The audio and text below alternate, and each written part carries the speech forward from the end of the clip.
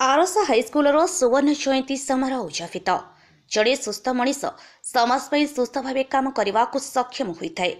शिक्षक माने शिक्षा सहित छात्र छात्री मानक भल मनीष होगा शिक्षा देवा उचित बोली पूर्वांचल डीआईजी डॉक्टर सत्यजित नायक कहते।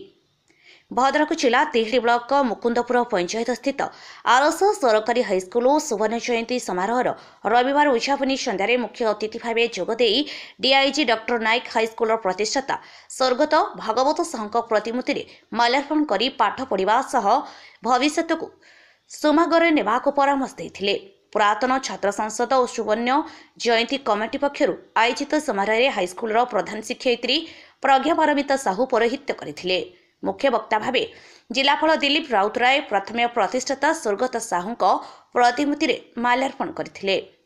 परे उद्यापनी सभारे जोगदे मूल्यबोध शिक्षा छात्र छात्री जीवन को श्रृंखलित और परिभाषित करे बोली कहिथिले। बरण्य अतिथि भावे एसपी मडकर संदीप संपद, हास्य अभिनेता हरिहर महापात्र, प्रवचक संग्राम आचार्य प्रमुख जोगदे वक्तव्य देथिले। एही अवसर में कार्यरत सांबादिक मानक संबोधित करा जायथिला। पुरातन छात्र प्रदोष स्वाई अतिथि मानक मंच आमंत्रण करने सह स्वागत भाषण देथिले। तिहिडी संगीत महाविद्यालय अध्यक्ष सुधांशु नायक और छात्री माने बंदे उत्कर्षण गान करथिले। परे अनुष्ठित सांस्कृतिक कार्यक्रम में कंठशिल्पी अंतरा चक्रवर्ती और अन्य संगीत दर्शकों को विमोहित करथिला। पूर्वाहन में पुरातन छात्र मानकर बंधु मिलन कार्यक्रम अनुष्ठित होता। छात्र छात्री माने नृत्य संगीत परिवेशन करथिले। कमिटी सभापति प्रफुल्ल कुमार राउत, संपादक सुशांत कुमार बारिक, मीडिया संयोजक त्रिलोचन गौतम, धीरेन्द्र साहू, राजेन्द्र पंडा, सुमत कुमार महंती, क्षमामय पांडव, उमाकांत दास, गौरहरी महंती, रतिकांत दास, वीरेन्द्र साहू, अजय राउत, ज्योतिर्मय पांडव, सुमंत महंती, सुधांशु नायक, राजेश स्वाई, गोलक पंडा प्रमुख कार्यक्रम परिचालन में सहयोग करथिले। बहुत छात्र छात्री ई स्कूल पास आउट होगी भद्रक जिला ओडिशा राज्य तथा भारत वर्षर सेवा कांध न्यस्त आज ये जो मैंने स्टूडेंट अच्छा जो मैंने शिक्षा ग्रहण कर भविष्य से भविष्य नागरिक तांकर कांध आम भविष्य न्यस्त कर एक दिव्य अनुभूति मत लगुच।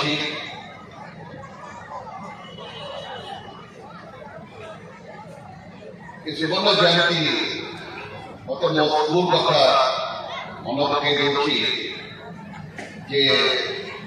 आम जो स्कूल पाठ पढ़ुलु आम स्कूल एपर्यंत भी सुवर्ण जयंती स्टेज को आसनी।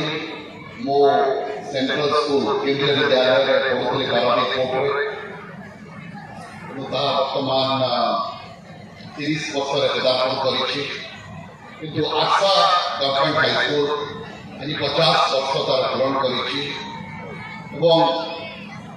जो प्रथम ये पहुंचली पुरातन छात्र छात्री मैंने मत प्रकोष्ठ को नहीं गले से उत्फुल्लित थे जे से आज ये स्कूल स्कूल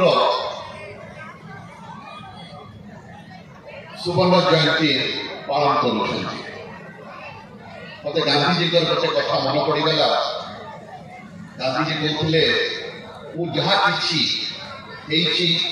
जहाँ कि चाहूँगी यार समस्त श्रेय मो माँ बापा को जाए किंतु गोटे कथा जोड़ी आशा हाईस्कूल छात्र छात्री जो पुरातन छात्र छात्री से भावना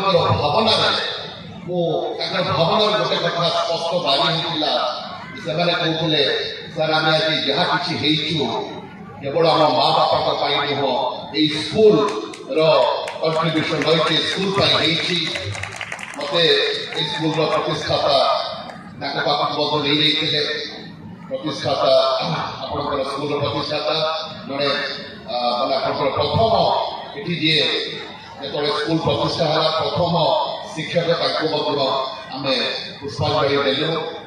तेणु गोटे खुशी लगुच आज भी मूल्यबोध आम समाज ଅବକ୍ଷୟ ହେଇନାହିଁ।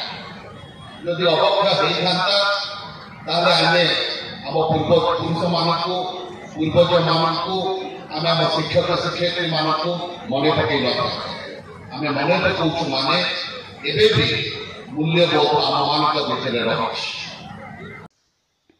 ଭଦ୍ରକ ତିହିଡିରୁ ବିଭୂତି ଭୂଷଣ ଗ୍ରହଚାର୍ଯ୍ୟଙ୍କ ରିପୋର୍ଟ ଅପରାହ୍ନ ଲାଇଭ୍।